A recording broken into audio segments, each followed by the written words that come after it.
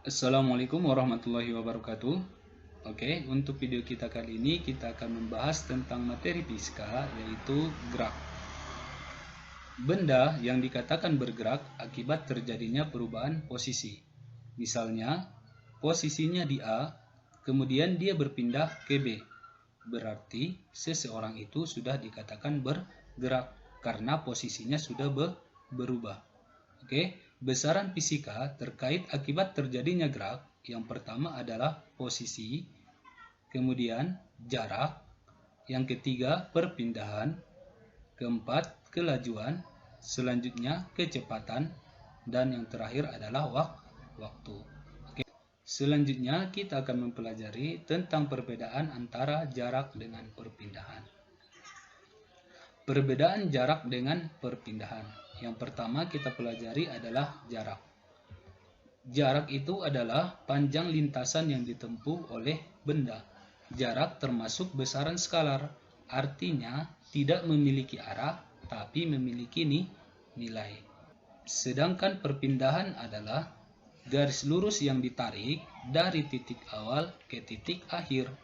Perpindahan termasuk besaran vektor, artinya perpindahan memiliki arah dan juga memiliki nilai.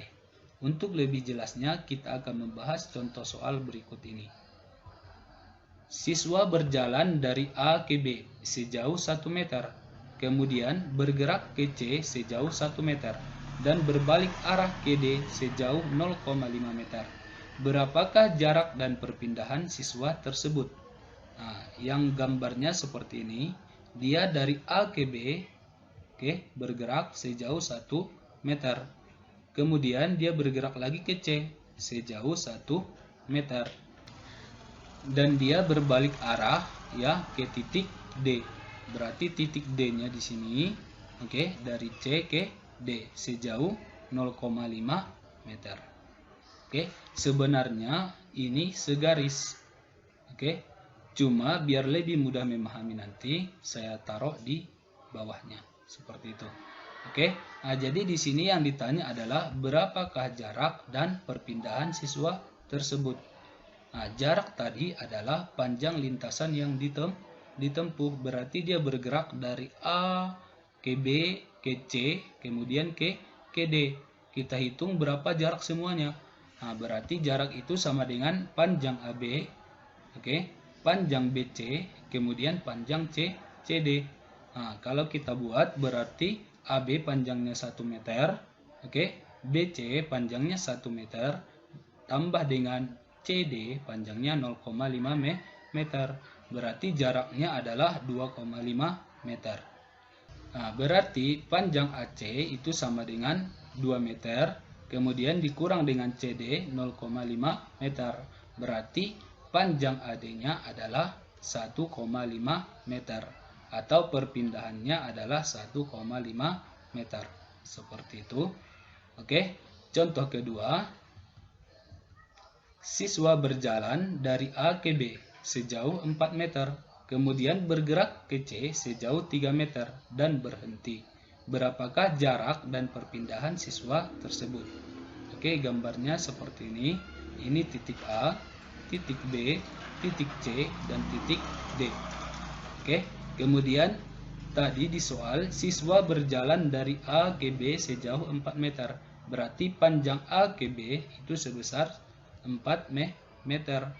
Kemudian bergerak ke C dari B, kemudian dia bergerak ke C sejauh 3 meter dan berhenti. Kemudian dia berhentinya di titik C. Berapakah jarak dan perpindahan siswa tersebut? Nah, kalau kita ingin menghitung jaraknya, berarti jarak itu adalah panjang lintasan yang ditempuh. Berarti panjang AB ditambah panjang BC.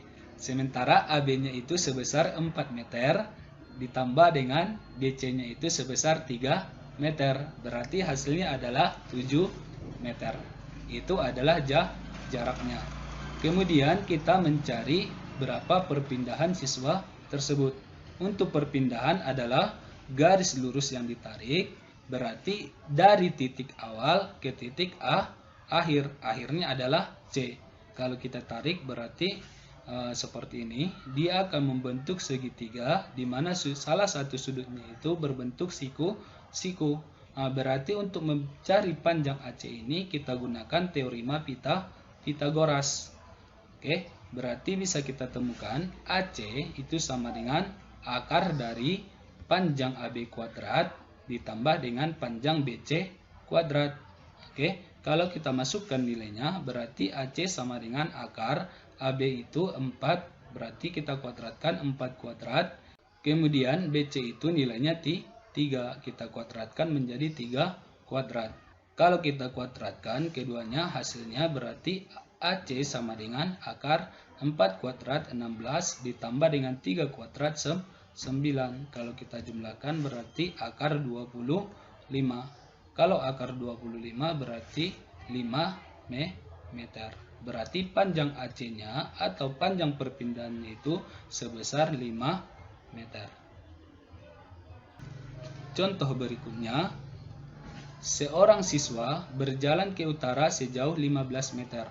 Kemudian berbelok ke timur sejauh 6 meter. Selanjutnya, dia berjalan ke arah selatan sejauh 23 meter. Kemudian dia diam. Berapakah jarak dan perpindahan siswa tersebut? Yang pertama di sini kita gambarkan dulu arah mata angin. Oke, berarti di sini arahnya ke timur, di sini ke barat, kemudian di sini selatan, dan di sini utara. Kita melihat soalnya katanya siswa itu berjalan ke arah utara sejauh 15 meter. Berarti utara ke atas. Dia berjalan ke utara sejauh 15 meter. Kemudian dia berbelok ke timur sejauh 6 meter. Berarti dia ke timur. Oke, sejauh 6 meter. Selanjutnya dia berjalan ke arah selatan sejauh 23 meter. Oke, berarti ke selatan ke bawah. Ya, sejauh 23 meter. Kemudian dia diam. Berarti titik akhirnya di sini. Titik awalnya di sini.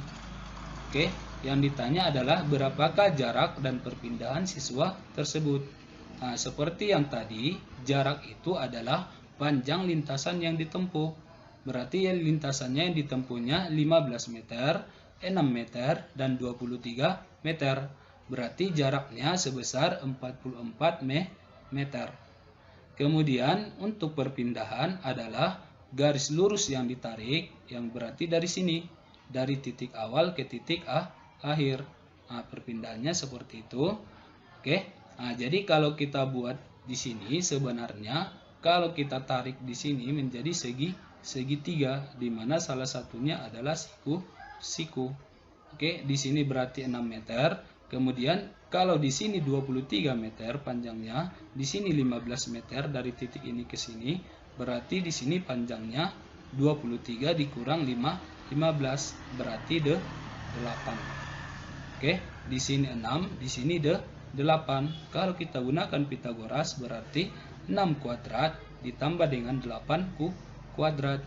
Kalau kita kuadratkan hasilnya 6 kuadrat 36, 8 kuadrat 64. Kalau kita jumlahkan berarti akar 100.